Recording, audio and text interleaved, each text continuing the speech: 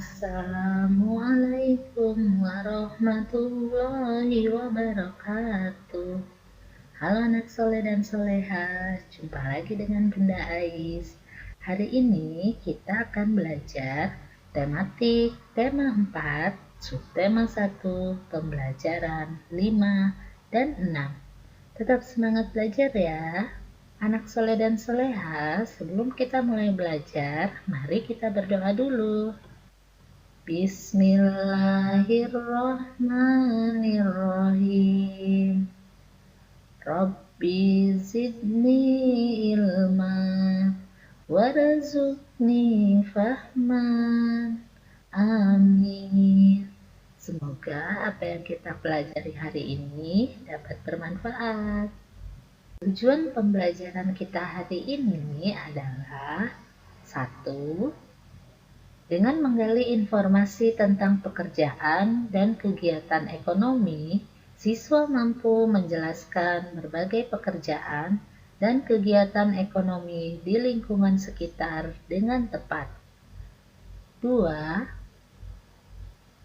Setelah melakukan eksplorasi, siswa mampu menggambar pemandangan alam dengan mandiri. 3. Dengan membaca teks, Raja Wali dan Semut Merah, siswa mampu menilai unsur-unsur cerita, yaitu tokoh, konflik, pesan moral, menggunakan pendapat pribadi dengan tepat. 4.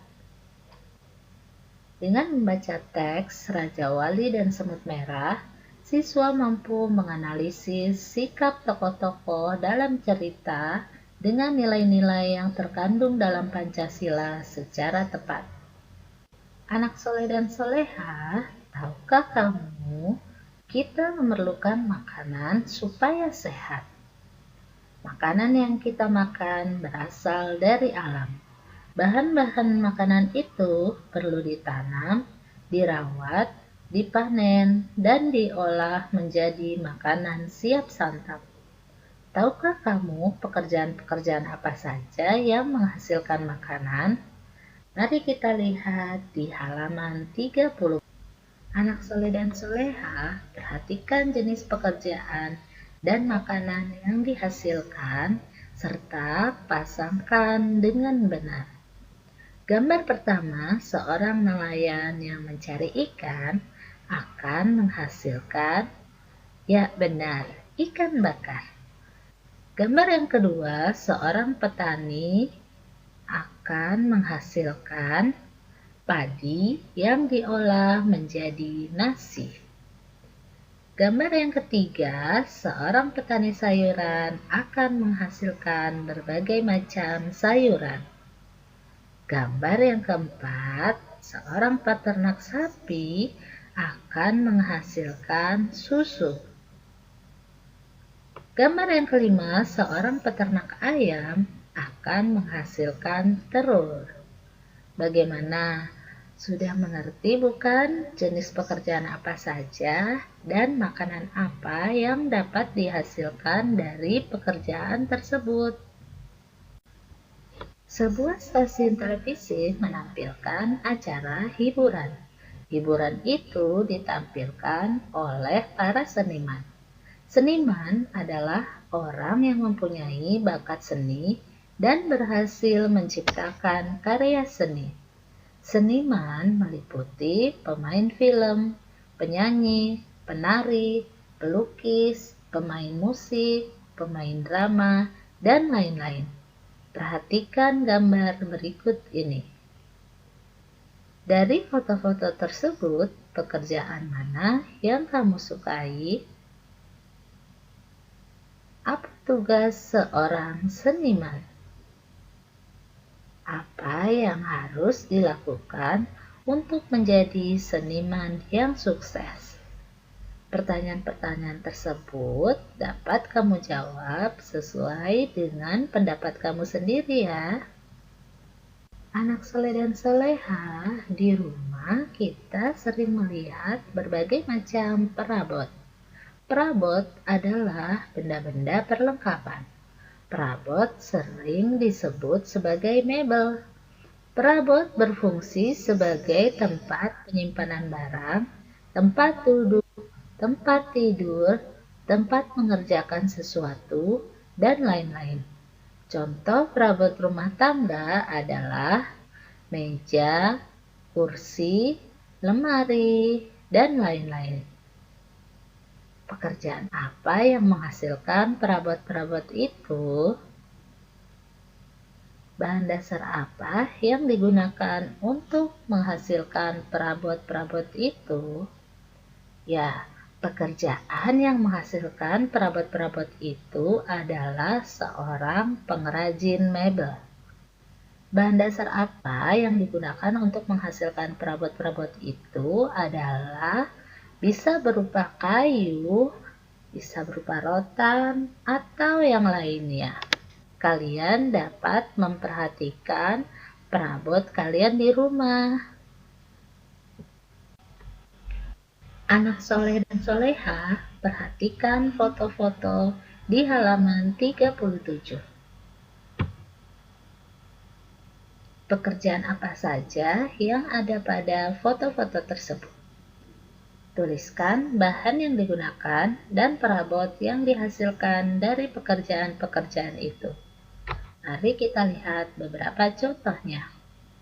1. Pekerjaan sebagai pengrajin mebel. Bahan yang digunakan kayu.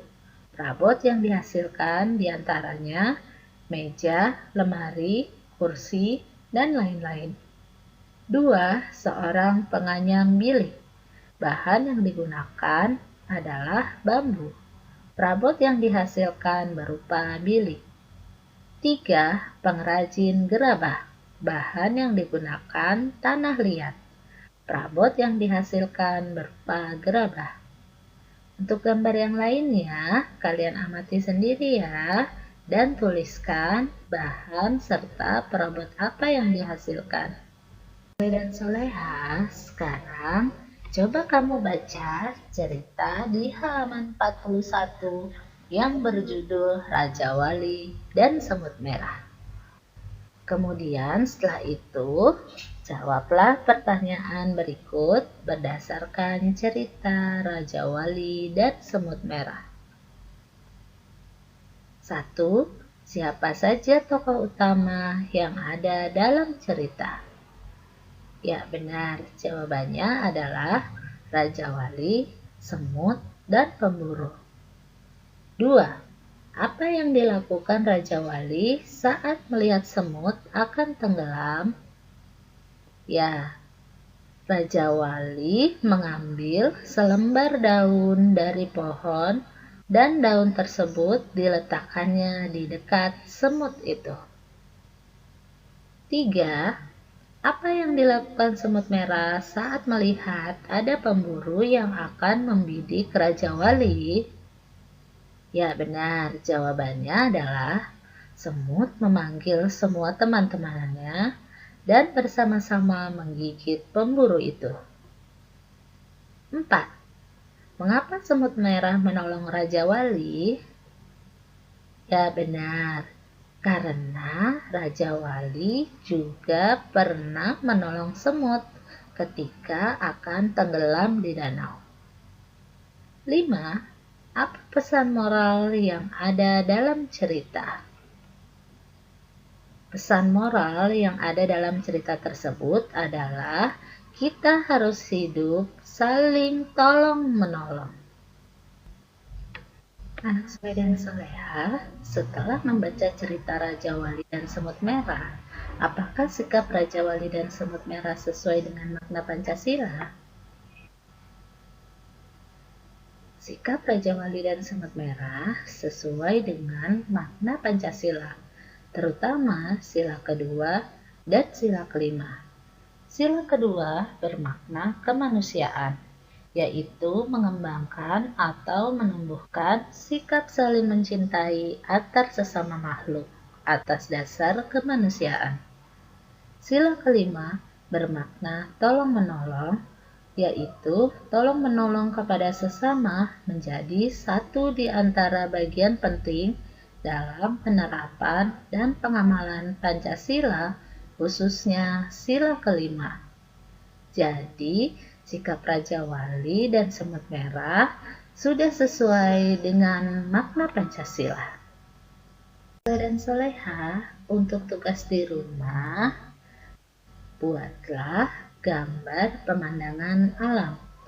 Buatlah sketsanya terlebih dahulu sebelum kamu mewarnai gambarmu. Perhatikan langkah-langkah pembuatannya di halaman 38.